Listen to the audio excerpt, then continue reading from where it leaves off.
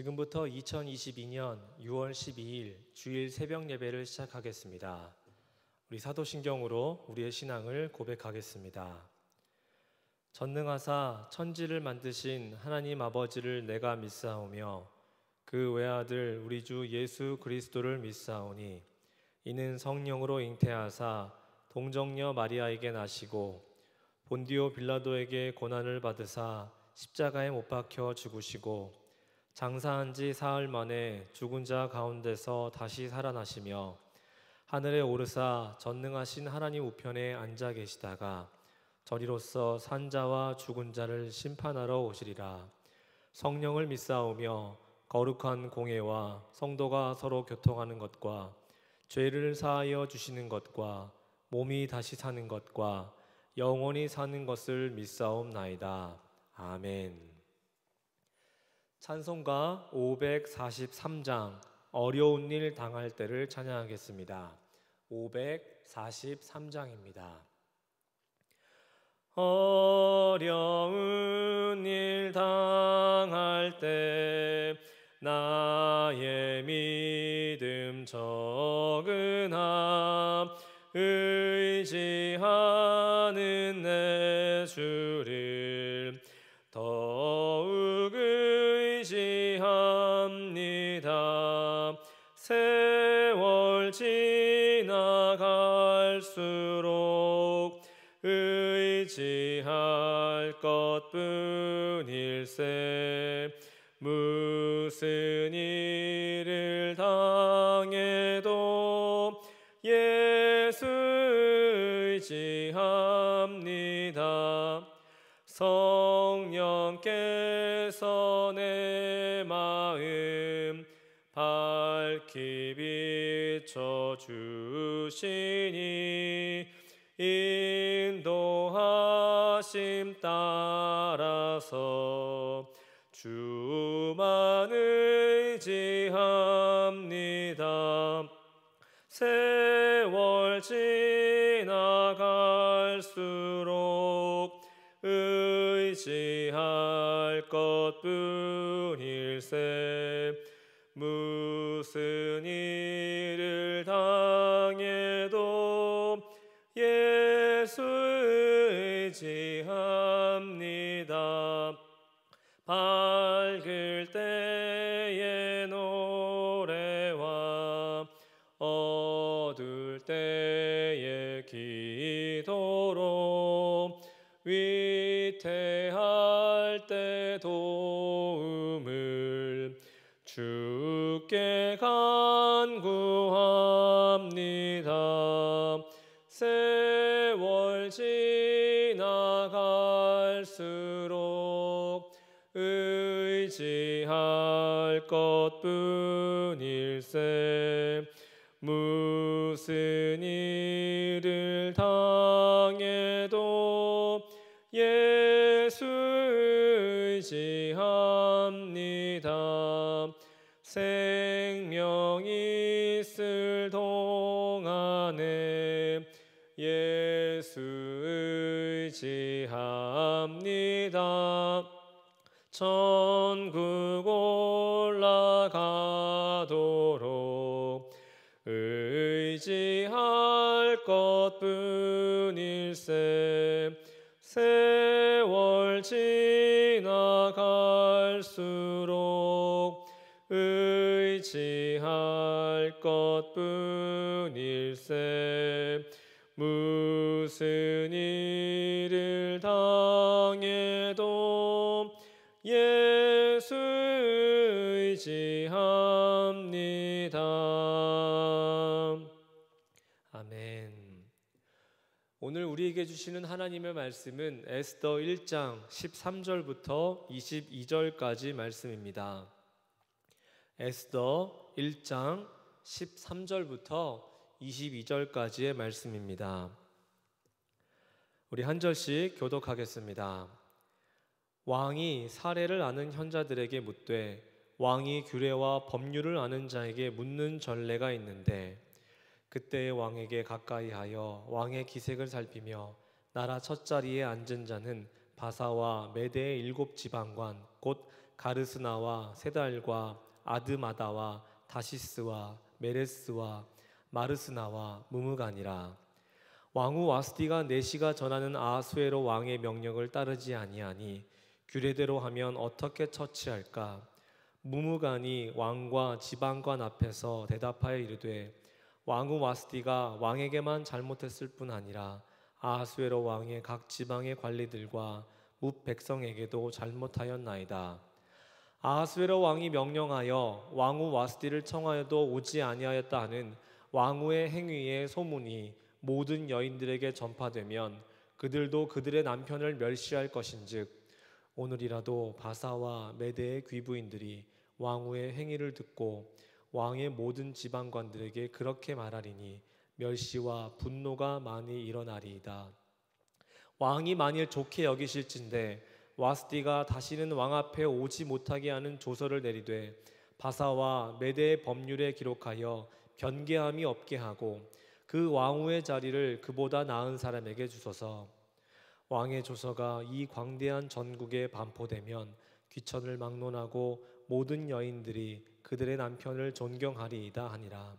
왕과 지방관들이 그 말을 좋게 여긴지라 왕이 무무간의 말대로 행하여 각 지방 각 백성의 문자와 언어로 모든 지방에 조서를 내려 이르기를 남편이 자기의 집을 주관하게 하고 자기 민족의 언어로 말하게 하라 하였더라. 아멘.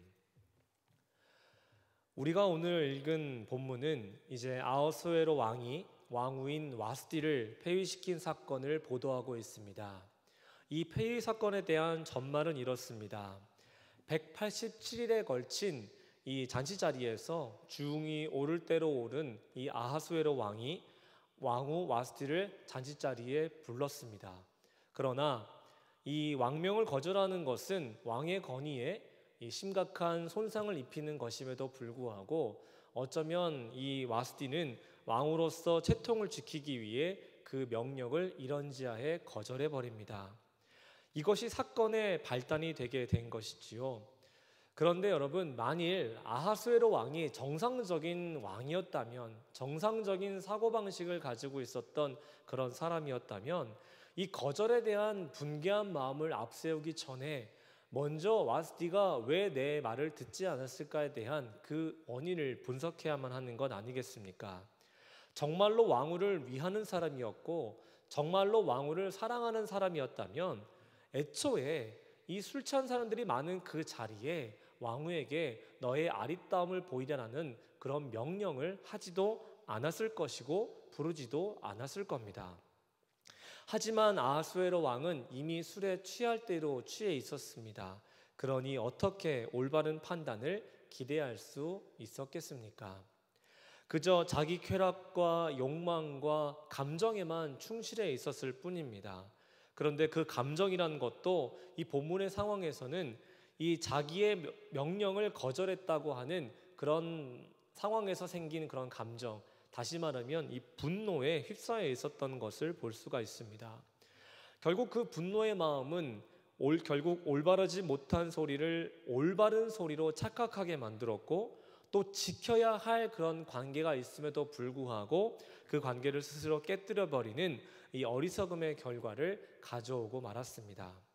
긴 시간 동안 쾌락과 욕망에만 푹 빠진 채 너무나 어리석은 언행으로 이 한 사람의 마음에 깊은 상처를 낸 것으로도 모자라 아하수에로 왕은 결국 돌이킬 수 없는 강을 건너게 되죠.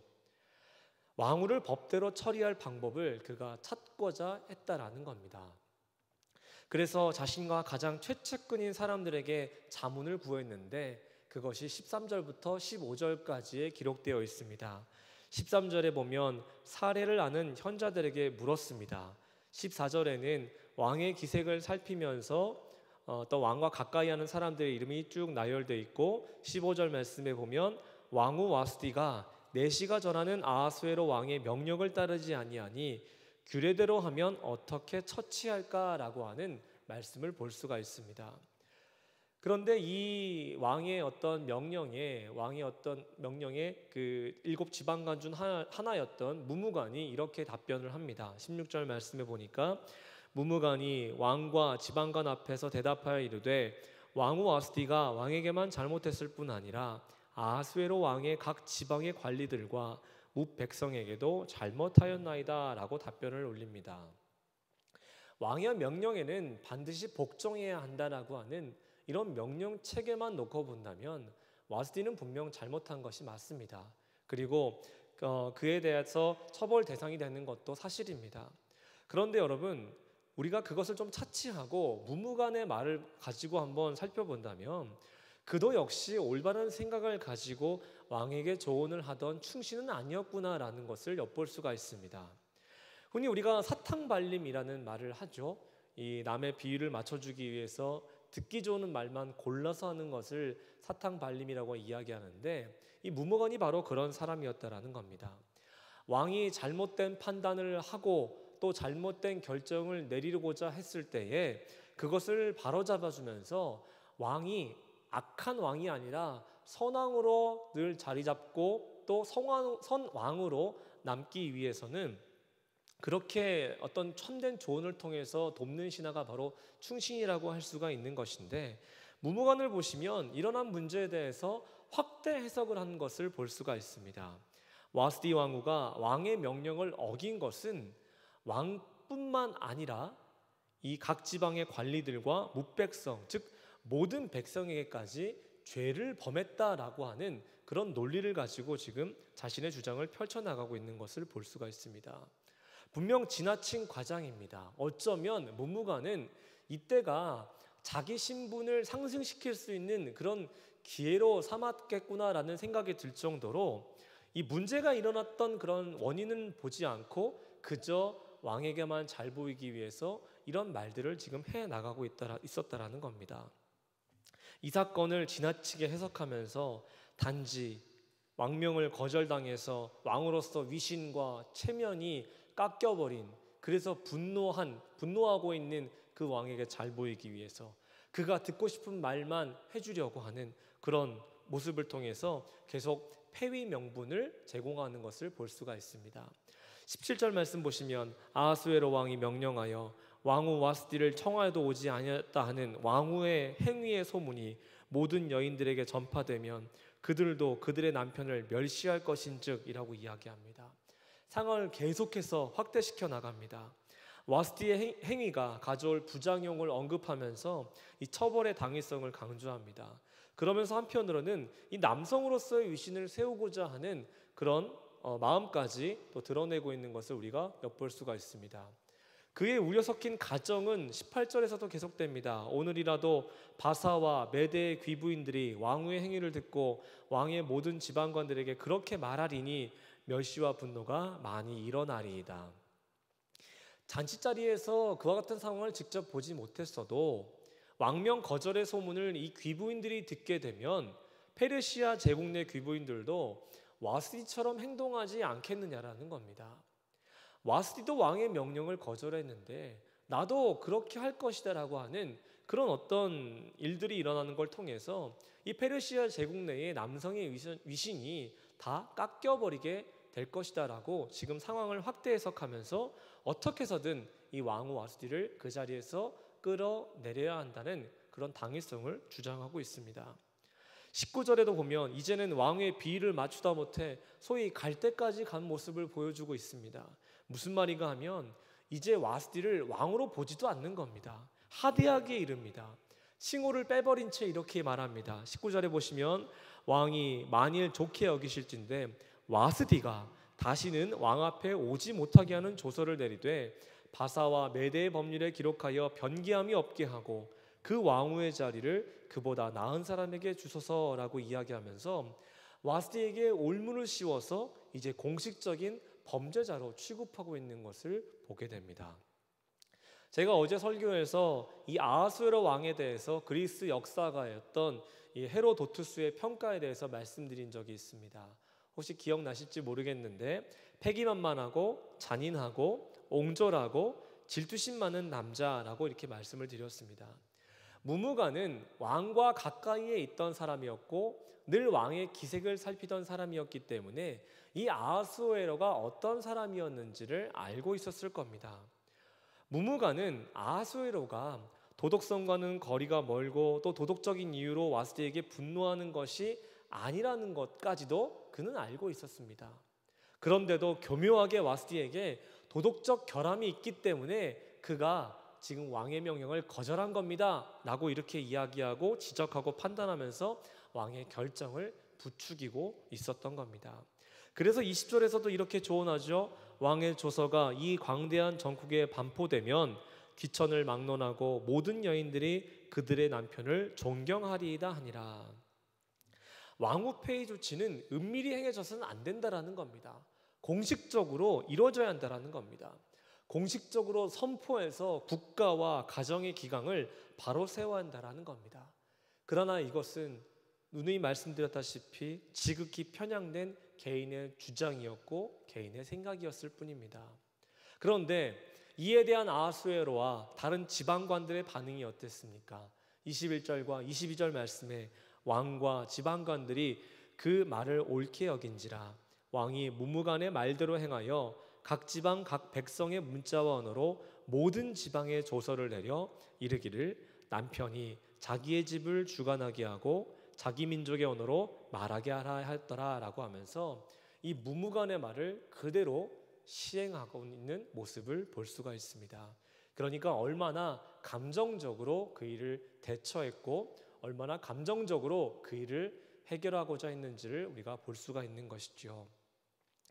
오늘 본문을 통해서 하나님께서는 우리에게 두 가지 영적 교훈을 생각하게 하십니다. 첫 번째는 성도는 감언이설을 해서도 안 되고 들어서도 안 된다라는 것입니다. 무무간의 조언은 당시 상황만을 따로 떼어서 생각해 보면 적절해 보이는 것이었습니다. 그러나 사건의 전반적인 것들을 다 살펴보면 그의 조언과 결정은 결코 옳은 것이 아니었습니다. 그의 조언은 그저 크게 분노한 아하수에로 왕의 마음에 그 비위를 맞춰주기 위한 감언이설일 뿐이었습니다. 와스디가 왕명을 거부한 것은 왕의 권위에 도전하고 손상을 입힌 것은 사실입니다만 그것은 분명 무리한 요구에서 비롯된 것이었기 때문에 무무간은 감언이설로 혹은 잘못된 자기의 생각으로 왕에게 조언하려고 했던 것이 아니라 올바른 판단과 올바른 결정을 가지고 왕이 제대로 된 판단을 할 수 있도록 도움을 주는 그런 사람으로 있었어야만 했습니다. 그러나 그렇게 하지 않았다라는 것입니다. 무무간이 진정 충신이라면 또 그가 왕보다 더 뛰어난 세상의 주관자이신 여호와 하나님께서 그 과정들을 다 지켜보시고 계시다는 사실을 그가 알고 있었다고 한다면 그는 절대로 그렇게 하지 않았을 것입니다. 왜냐하면 하나님께서는 아첨하는 자들, 감언인설을 하는 자들, 거짓말을 하는 자들을 향해서 이렇게 말씀하고 계시기 때문입니다. 시편 12편 3절 말씀에 여호와께서 모든 아첨하는 입술과 자랑하는 혀를 끊으신다고 말씀하고 계십니다. 아첨하는 사람에게 어떤 일이 일어나는지 또 아첨하는 사람이 그 아첨하는 말을 듣는 사람을 어떻게 어디로 인도하는 것인지 또 인도하는지 이에 대한 대표적인 성경 예언을 우리가 찾아볼 수가 있습니다. 바로 북이스라엘 왕 아합과 관련된 일을 통해서인데 열왕기상 22장 말씀에 보면 아합이 이제 길르앗 라못을 정벌하기 위해서 출정합니다. 그런데 이때 아합을 패망의 길로 향하게 한 사람이 있었습니다. 그가 누구냐면 거짓 선지자 시드기야입니다. 열왕기상 22장 11절과 12절 말씀에 보면 그가 이렇게 이야기합니다. 제가 천천히 읽겠습니다. 그나아나의 아들 시드기야는 자기를 위하여 철로 뿔들을 만들어 가지고 말하되 여호와의 말씀이 왕이 이것들로 아람 사람을 찔러 진멸하리라 하셨다 하고 모든 선지자도 그와 같이 예언하여 이르기를 길르앗 라못으로 올라가 승리를 얻으소서 여호와께서 그 성읍을 왕의 손에 넘기시리이다 하더라 라고 이야기합니다. 시드기야의 거짓 예언과 반대로 그러나 또 한 사람 미가야라는 선지자는 그것이 아니라고 이야기합니다. 하나님의 뜻이 아니라고 이야기합니다. 정말 무엇이 올바른 결정인지를 아합에게 들려줍니다. 그러나 이미 마음이 넘어간 아합은 당황한 마음을 뒤로 하고 자기의 이전 판단이 옳았다고 생각을 하며 이 시드기야의 말을 듣고 말지요. 그러나 그 전쟁의 결과가 어땠습니까? 이 아합은 그 당시에 아람군이 쏜 화살에 맞아서 전사를 해버리고 말았습니다. 들어야 할 말을 듣지 않고 아첨에 넘어간, 가머니설에 넘어간, 거짓말에 넘어간 사람의 최후를 성경은 아주 잘 보여줍니다. 아첨하는 말, 가머니설 듣기는 참 좋습니다. 달콤합니다. 그러나 아첨은, 가머니설은 한 사람의 삶은 그릇된 곳으로 향하게 하는 것을 보게 됩니다. 그리고 그 삶의 결국은 멸망의 길이라는 사실을 우리에게 분명히 보여주고 있습니다. 사랑하는 성도 여러분, 성도인 우리에게 하나님께서 주신 영적 책임과 사명은 무엇입니까? 한 사람을 진리의 길로 인도해 주는 것입니다. 그릇된 길로 나가고 있는 사람에게 하나님의 말씀을 선포해서 그 길에서 돌이키게 하고 그 사람 역시 하나님께서 우리에게 맡겨주신 그 고귀한 사명과 또 책임을 다할 수 있도록 그렇게 만들어주는 겁니다. 그래서 그도 역시 하나님의 백성으로서 성민으로서 살아갈 수 있도록 우리가 그러한 책임을 해 나가야 한다는 것입니다. 따라서 성도의 입술에서는 무엇만이 선포되어야 하겠습니까? 우리의 입술에서는 거짓말이나 가머니설도 아닙니다. 오직 하나님의 말씀, 진리만이 선포되어야만 하는 것입니다. 또한 이전에는 우리가 세상의 어떤 말들이나 세상의 어떤 논리나 세상의 가치 이런 것들을 중요시 여기면서 그것들을 말하고 그것들을 들으며 그것들을 어떤 삶의 어떤 방식으로 삼아왔다면 이제는 그것들을 다 내어버리고 오직 복음을 선포하고 복음만을 전하고 복음을 내가 삶의 방식으로 만들어서 또 복음대로 살아갈 수 있는 그런 성도가 되어야 한다는 것을 오늘 말씀을 통해서 하나님은 깨닫게 하십니다. 그러니 사랑하는 성도 여러분, 우리의 입술과 우리의 귀와 우리의 모든 삶의 모습들이 오직 복음만을 말하고 전하고 들으며 살아갈 수 있는 그런 참된 성도로서의 삶을 살아가야만 하겠습니다. 두 번째로 하나님께서 우리에게 주시는 영적 교훈은 늘 깨어서 말씀이 기준이 되는 삶을 살아가야 한다는 겁니다. 아하수에로 왕의 최대 문제점이 무엇이었습니까? 깨어있지 못했다라는 겁니다. 여러분, 무려 187일 동안 무절제한 잔치를 벌였습니다.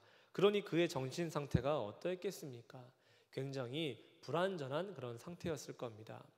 분명 온전한 정신이 아니었기 때문에 한 사람의 감정을 살피지 못하고 상하게 만들었고, 온전하지 않았기 때문에 정확한 기준도 없이 그저 비위를 맞추는데 급급한 그런 신하들의 말만 들었고, 또 군중심지에 동요되는 것처럼 다른 신하들이 그 사람의 한 사람의 말에 동의해버리니 그것이 맞는 것이구나, 그것이 참된 것이구나, 그것이 진리구나라고 생각하면서 결국에는 왕위 폐위라고 하는 성급한 결정, 잘못된 결정을 내리고 말았던 겁니다.